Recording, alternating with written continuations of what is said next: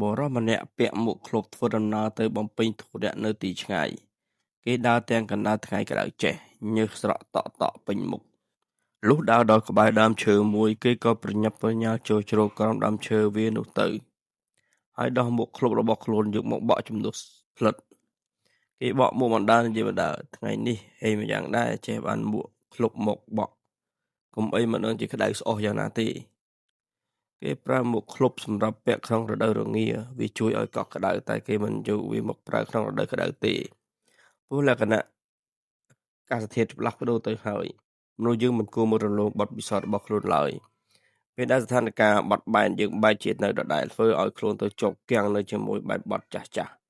មិនយកចិត្តទុកដាក់នៅលើអ្វីដែលថ្មីរីកចម្រើនជាងមុនដូចបរិសដែលយកមួកឃ្លុបយកមកពាក់ក្នុងរដូវក្តៅដូចនេះដែរក្តៅចង់ងាប់ទៅហើយនៅតែថាមួកខ្ញុំល្អណាស់ញាប់ហើយនៅតែមិនដឹងថាញាប់តែមានល្អទៀតទៅ